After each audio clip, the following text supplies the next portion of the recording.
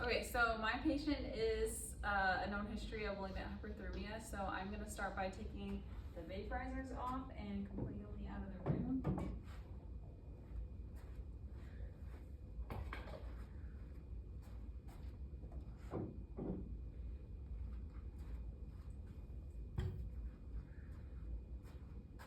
Okay, and then I'm gonna flush the anesthesia machine with 10 liters of oxygen per minute.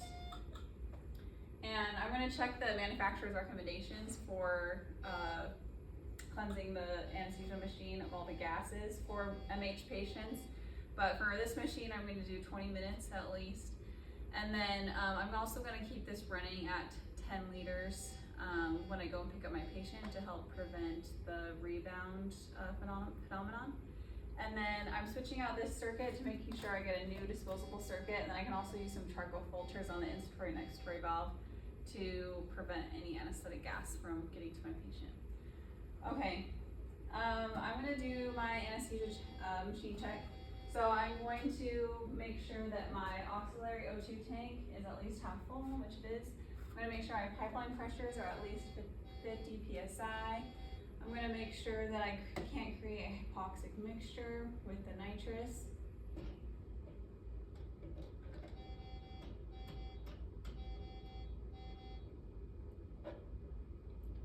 Okay, and then I'm gonna check my CO2 absorbent to make sure it's not desiccated, and I switched out that canister for my MH patient. I'm gonna make sure that I can give a positive pressure for red.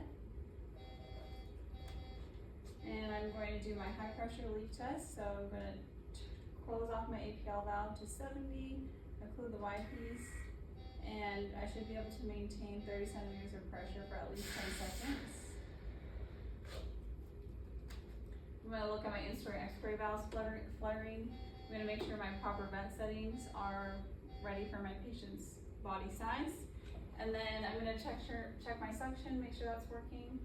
And then I'm gonna look at my monitor, make sure my lung parameters are set appropriately for them, and make sure I have an EKG, blood pressure cuff, and a pulse ox ready to go for them. I'll check my endo bag as well. I'm gonna do my O2 analyzer test. I'm gonna turn off my machine and do my low pressure leak test. And then I am going to make sure I have my apple. We're gonna use no succinylcholine because that could mean MH trigger. And then I have my mask set up for them. So I'm gonna do regular induction. And then I have my Miller 3-blade, a 7 LET tube, and then a size below and above for her as well.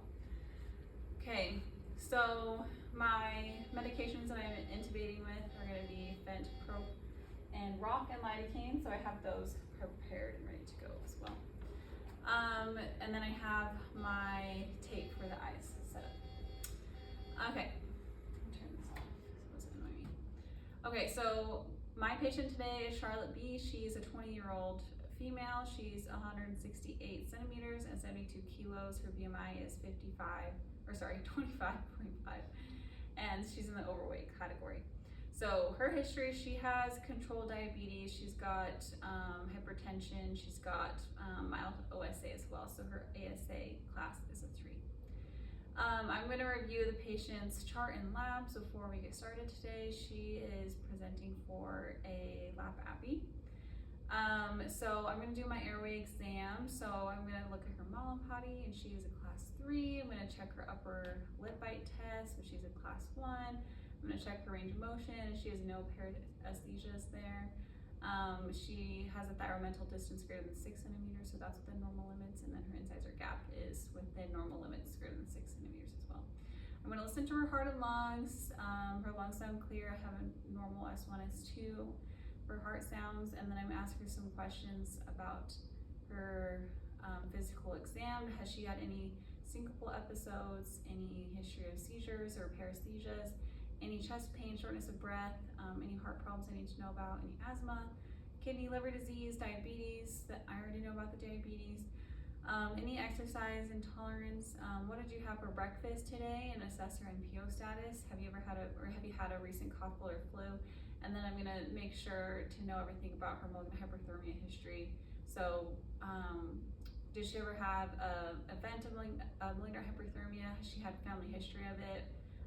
Or possible just super high fevers after anesthesia that could have been MH. And then does she have any allergies I don't know about, or post-op nausea and vomiting? And then has she ever been hospitalized? So today I'm gonna explain my plan to the patient. I'm gonna be using a general anesthetic with a ET tube. And some risks of this, the immobility can lead to venous embolism post-op. And then you can also have hemodynamic instability under general anesthesia, and then you can have airway injury as well, because we are putting a breathing tube down in your throat. So that can cause some hoarseness in your voice or some soreness in your throat after surgery for a little while. And you can also have some nausea and vomiting because of the medications we give sometimes make you feel sick. And you can also have some respiratory complications such as laryngospasm or bronchospasm. But the benefits is that because this is a laparoscopic case, it's really important to prevent aspiration. So the ET tube is really great for that. It also really helps us control the hypercarbia that can be caused from insufflation in the gut. Alternatives, we could do a spinal or an epidural anesthetic, but I wouldn't recommend it because it does need quite high sensory levels, which there are some additional risks for that. So she's gonna give me consent, and then I'm gonna give her 1 milligram of Versed in pre-op. Okay, so I'm gonna take her back to the OR, and I'm gonna put my monitors all on. She's got her EKG, blood pressure cuff, and SpO2 on. Get her positioned in a good sniffing position. Then I'm gonna start, oh gosh, pre-oxygenating her for 3 to 5 minutes using the EC technique, and I'm going to be putting my O2 up to 6 liters for 100% FiO2. And I'm going to make sure that the nose is nice and covered. I have a good seal, and now I can push my anesthesia drugs, my induction drugs. So I'm going to be giving her her propofol first, and then she's gonna get fentanyl, and then I'm gonna use rocuronium last. And I'm gonna make sure that I can ventilate her with a good breath, which I can. Once her reflexes are lost, I'm gonna tape the eyes.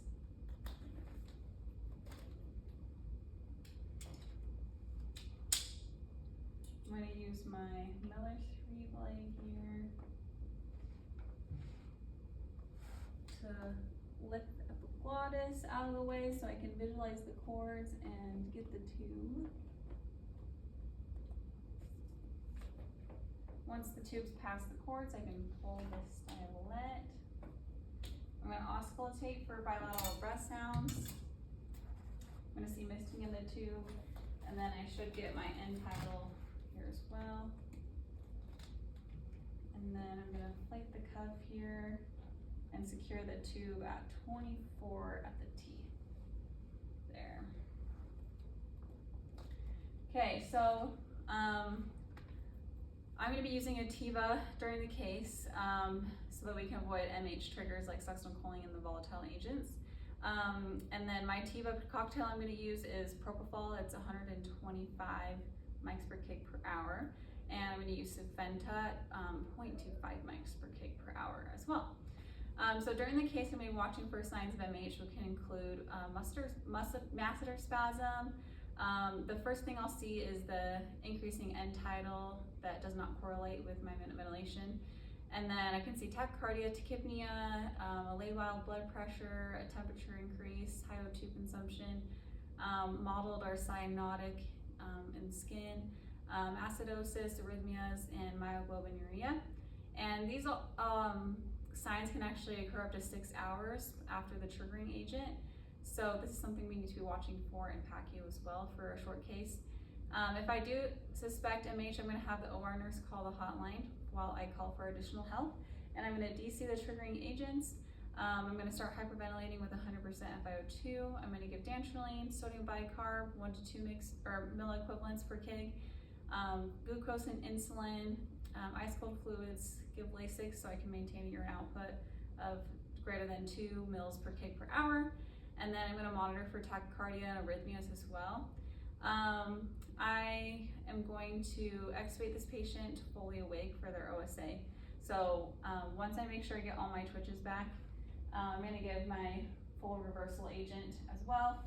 I'm going to give her Cigaminix for this case, 2 milligrams per kg. And then I am going to suction really good before I extubate, pull the tube out. And she's sitting up nicely to help kind of with breathing, especially with her obstructive pathology.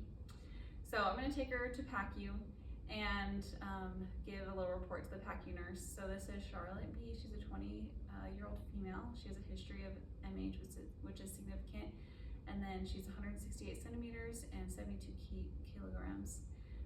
She's got controlled diabetes, uncontrolled hypertension, mild OSA. She has a history of MH, like I mentioned, so we need to make sure we monitor for, or just monitor her and PACU for at least an hour.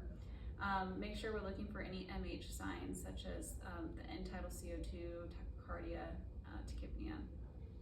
And we need vital signs at least every 15 minutes with additional 1 hour in a step-down unit as well. Please notify a provider if you do notice any signs of MH. We did a lap appy today. She got a general anesthetic with propofol, Rock'n'Fent, and was kept asleep with a Tiva. She's fully reversed and she was extubated awake. We gave her 500 mils of LR in the OR and her urine output was 250. Her EBL was very minimal. All vital signs are within normal limits at this time.